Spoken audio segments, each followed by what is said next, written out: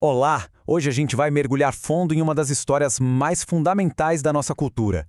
Vamos dar uma olhada na história da queda, lá em Gênesis capítulo 3. Mas olha, a nossa abordagem aqui vai ser um pouco diferente. A gente vai analisar essa narrativa como se fosse uma peça de teatro, sabe? Com personagens, um conflito bem definido e, claro, as consequências que vêm depois.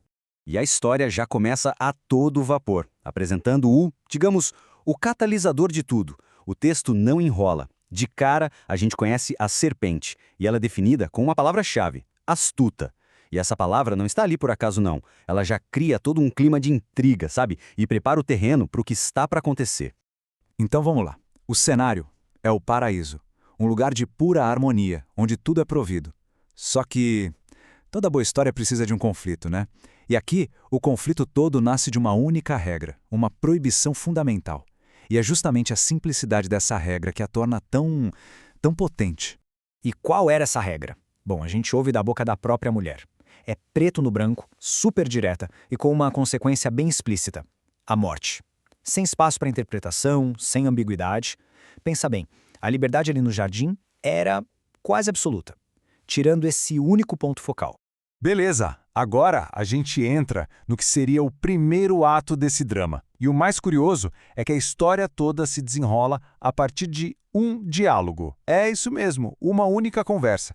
Uma conversa que vai abalar e, no final, quebrar toda a ordem estabelecida no jardim. E a primeira cartada da serpente é genial, é muito inteligente. Ela não chega mentindo de cara. Não, ela faz uma pergunta que, de um jeito bem sutil, distorce a ordem original. É como se ela plantasse a primeira sementinha da dúvida, fazendo a regra parecer uma restrição enorme e não só uma pequena exceção. A mulher, por outro lado, responde corrigindo a serpente.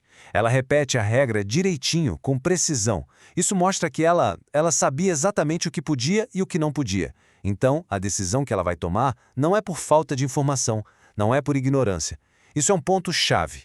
E aqui a coisa muda de figura. A serpente para de só insinuar e parte para a contradição direta. Não morrereis. É uma negação na cara dura da consequência que Deus tinha estabelecido. E não para por aí. Ela ainda joga uma promessa tentadora na mesa. Conhecimento, poder, quase ser como deuses. A desobediência é vendida não como uma queda, mas olha só, como uma ascensão. O texto, então, mostra pra gente bem de perto como foi o processo de decisão da mulher. E são 3 pontos. Primeiro, apelo físico, né? A fruta parecia boa, era bonita de se ver. Mas o terceiro fator é o que vira o jogo, o apelo intelectual, a promessa de adquirir discernimento. Ou seja, ela foi convencida em todas as frentes, a física, a estética e a intelectual. A forma como isso é narrado é super direta, quase seca. A transgressão é dividida. O texto faz questão de dizer que o homem com ela estava. Ou seja, ele não foi enganado. Ele estava ali o tempo todo.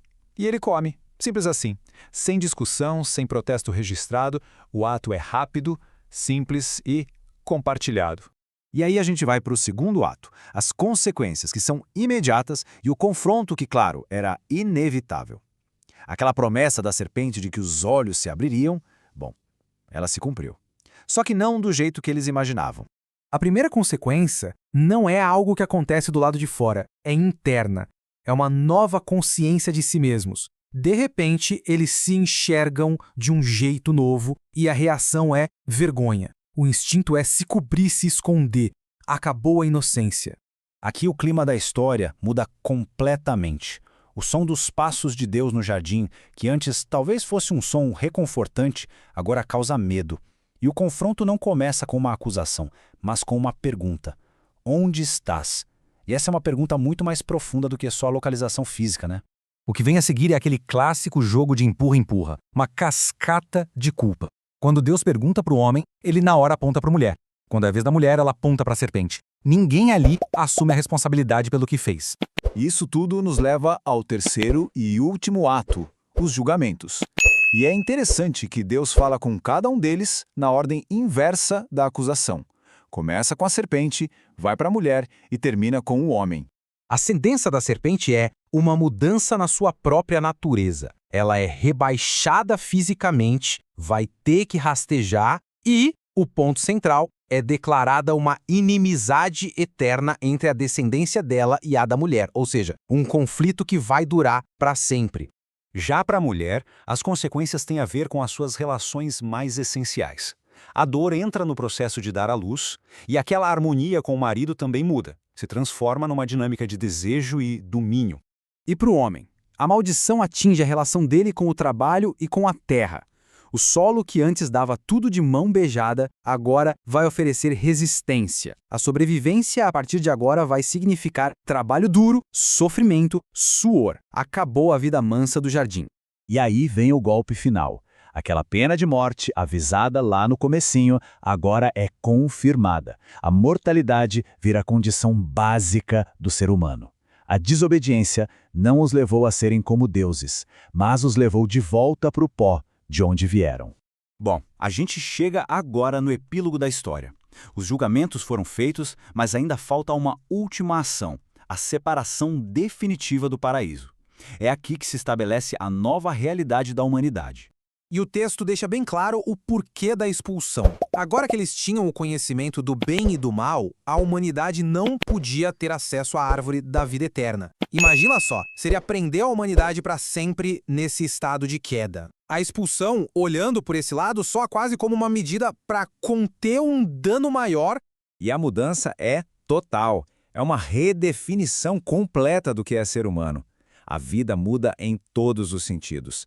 Onde havia comunhão com Deus, agora tem separação. Onde havia provisão fácil, agora tem trabalho duro. A inocência deu lugar ao conhecimento, e o acesso à vida eterna deu lugar à mortalidade. A cena final é de uma força incrível e é definitiva. O caminho de volta para o jardim não está só fechado, ele está guardado. Guardado por querubins e uma espada de fogo. A separação é total, é permanente e é divinamente aplicada. Não tem mais volta. E tudo isso deixa a gente com uma pergunta no ar. A serpente prometeu que eles seriam versados no bem e no mal. De certa forma, eles conseguiram o que queriam, mas o preço foi a catástrofe, a vergonha, o exílio. Então fica a questão, o que significa, de verdade, ter esse conhecimento? É uma bênção ou é uma maldição? Essa é a pergunta que parece ecoar desde o jardim.